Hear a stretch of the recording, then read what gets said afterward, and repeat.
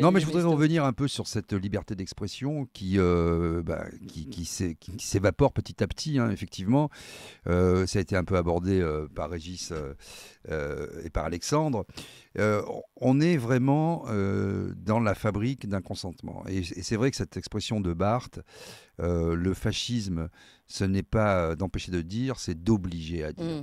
C'est Todd qui parlait d'oligarchie libérale pour qualifier nos démocraties, et particulièrement la démocratie française. Il dit qu'il y a des régimes autoritaires, mais qui sont des démocraties autoritaires, comme la Russie, et je trouve cette dichotomie assez intéressante. Et enfin, vous avez des oligarchies libérales. Quelle est la différence? Les oligarchies libérales, c'est un petit groupe de personnes qui possèdent tous les leviers, tous les pouvoirs médiatiques, syndicaux, politiques, culturels aussi, et qui agissent, économiques bien sûr, et qui agissent financiers sur tous les leviers. Et donc, quand vous avez le contenu et le contenant et les organes de régulation que vous maîtrisez, vous pouvez diffuser comme ça un discours minoritaire pour en faire un fait majoritaire.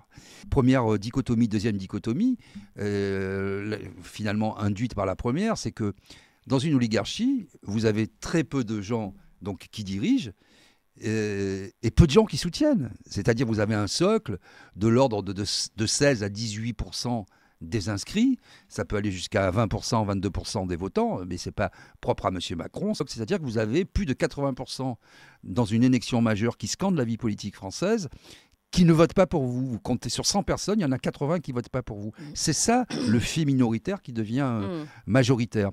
Et de l'autre côté, donc, vous avez des régimes comme le régime russe, comme le régime turc, qui ne sont pas des démocraties extraordinaires, hein, ça tout le monde peut le dire. S'y accorde, oui. Voilà, s'y accorde, mais qui sont soutenus par les 2/3 minimum de la population.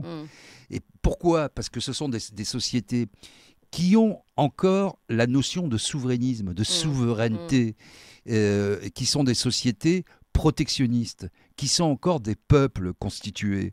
C'est quoi un peuple? Un peuple, c'est une langue, une culture, une religion, des frontières, et donc tous les attributs, tous les outils de la souveraineté. Que quand on parle de souveraineté, bien sûr, le procès qui nous est fait, c'est « Ah, vous voulez retourner à l'âge de pierre, vivre dans un village gaulois, fermer les frontières ». Non, ça ne veut pas dire fermer, ça veut dire contrôler.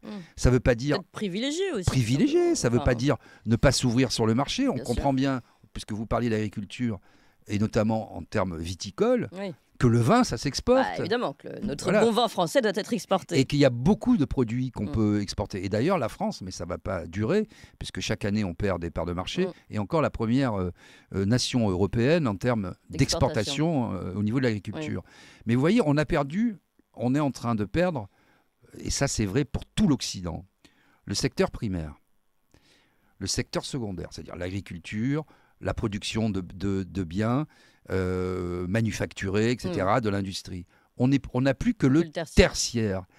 On a besoin de réalisme, on a besoin de réel politique dans un monde qui est devenu complètement incertain, complètement instable, voire métastable, avec l'émergence des BRICS, c'est-à-dire des puissances nationales, voire nationalistes.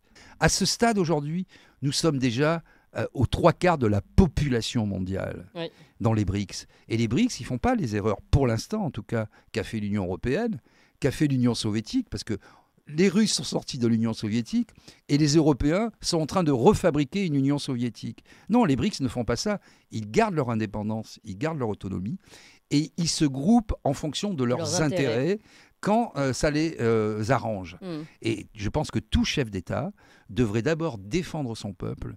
Et c'est ça la souveraineté, c'est ça le vrai patriotisme. Le vrai patriotisme, c'est pas M. Glucksmann ou M. Kouchner qui viennent à la télé pour dire « envoyez vos enfants se faire trouer la peau, c'est peut-être difficile » avant de regagner leur pénate et leur salon douillet.